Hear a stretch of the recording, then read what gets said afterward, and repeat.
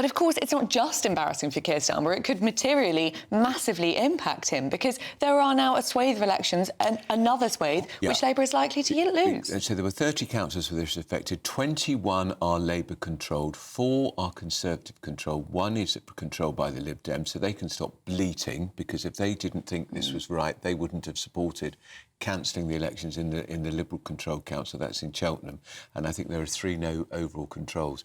So the government now has to provide this money, 63 million. That's our money. Exactly. But they say they'll provide... It's our money to get these elections up and running. It's going to be pretty chaotic. Plus reforms legal fees, around £150,000. You and I are paying that. Exactly. I mean, isn't that just shocking? And also, you're going to have all the parties scrambling to find good enough candidates. The vetting process is likely to be affected by it as well. They're going to be in such a rush. What absolute carnage, just carnage. And every week, it's another flipping disaster. Well, let's speak to George Finch, who is a reformed councillor, and he is, in fact, the leader of Warwickshire County Council. Mr Finch, everybody asks you this question. Forgive me for doing the same. You are our youngest council leader. Just remind me how young you are. Well, do you know what? I'm feeling old now. I'm 19, but I've been in the job nearly 12 months now.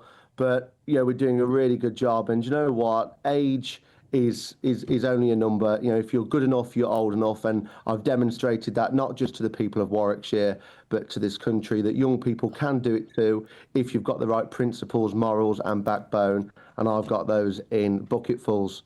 No grey hairs yet because of all this shenanigans with the government? I've been painting them back. I've managed to solve my grey hairs. I get up in the morning with a stiff back and a bad knee, but people are getting up worse in worse conditions across the country. So, I should be fine.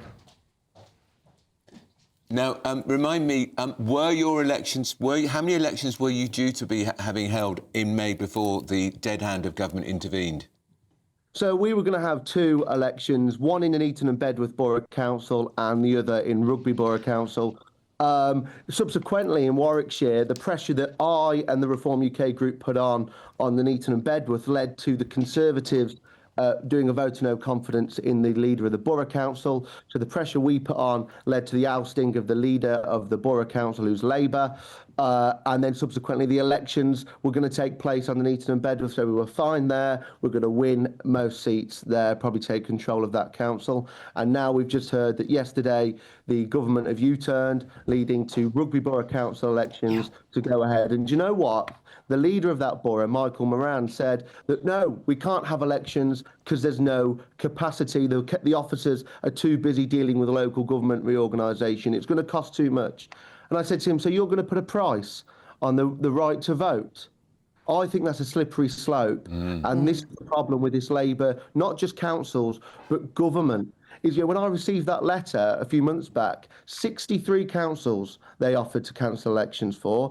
46% of those councils were ran by Labour.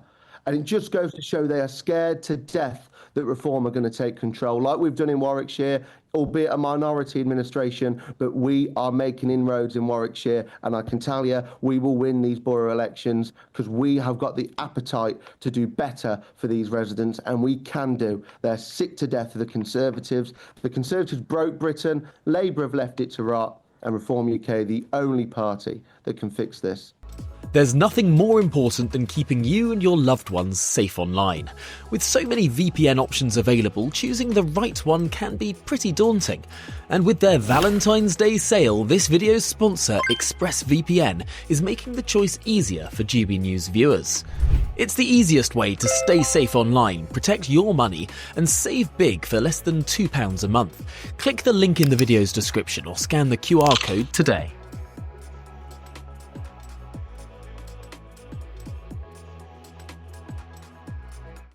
I have to say, I did always think that the argument that these elections were, expensive and difficult to roll out was a bit of an odd one, because elections are always difficult and inconvenient, but we have them because that's what democracy is. That's how democracy works. But I just wanted to ask you, George, obviously this is a huge win for Reform, but it is going to be quite difficult for you, isn't it, to find the right number of suitable candidates in time? There's going to be a bit of a scramble now before those May elections. Do you feel confident that Reform's up to that? Well, last year I was the associate chairman for North Warwickshire and Bedworth, and I started out probably around now. I become chairman about mid-February, and I found a full field of 13 candidates and won every single one of them onto the county council. So I have no doubt about it that all across the country, Warwickshire will be finding candidates. Because you know what? When they called for these elections to be cancelled, we didn't just sit on our hands like other parties did. We still found candidates. We still got money in the bank. We still got leaflets printed because we know that the residents need our support. So that's why we still got those processes in place. So now they're going ahead. Nothing's really changed locally because we've still got candidates, ward representatives ready to stand for them. So nothing's changed for reform in that sense. We're ready to fight and we're ready to win. Can I ask you, of course, in the run-up to the elections when reform did so well in many counties, including your own, reform leaders pledged that they would cut council tax, they would cut waste, they would improve services. Are you increasing council tax in Warwickshire? So, funnily enough, today is our second round of budget day. What we said on our leaflets were crystal clear. We will be fiscally responsible. We will lower council tax when is appropriate. And as a party, as a person that believes in low tax and low spend, it sickens me to increase council tax. So how much is it going up? It will be going up. We're putting a budget through today at 3.89%, which is the lowest out of any other political party. The Lib Dems want 4.99. The Greens want 4.99. The Conservatives united with the Lib Dems and Greens in their agreements with having a high council tax. Reform UK, the only party that want low tax. Because I know, look, the Lib Dems were shouting, oh, it's only 71p. It's only a Mars bar. And for residents in my division, 71p is around 4 to 6 hours of electricity in a prepayment meter. That's what the difference is, and it's sickening that they just throw 71p out the window like it's nothing. This is food in people's plates.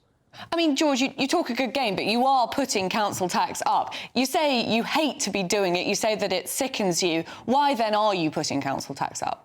There's huge pressures in councils. There's a huge £50 million a year spent on home-to-school transport, and everybody knows that I'm the guy that's been trying to stop this mad spending from day one. The SEND bill is out of control. Adult social care is increasing. People getting older and iller, and the NHS needs reforming. But there's a lot of problems that we're seeing that national government are forcing upon councils.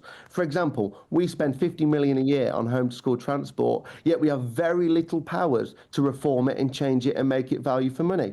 The national government forces us to do that. We have 100% of the bill, but 50% of the powers to change it. I think it's a joke.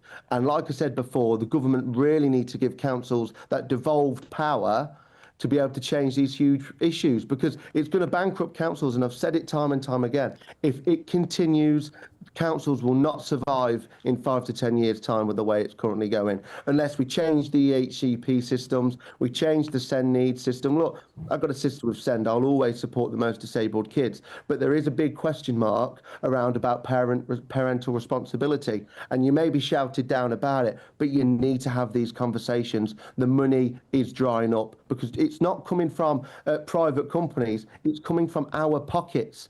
And there's people that can't afford electricity, food, the food shop, they can't afford things like that anymore.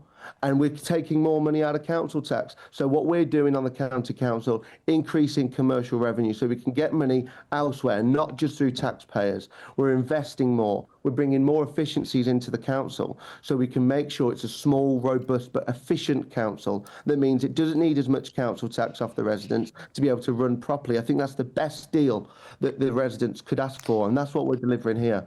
Well, thank you very much, Councillor George Finch, and let's hope you are able to actually lower taxes soon. Absolutely. Good stuff. Very good to hear from you. The youngest council leader in Britain. Talks a good talk. He does talk a good talk, yeah.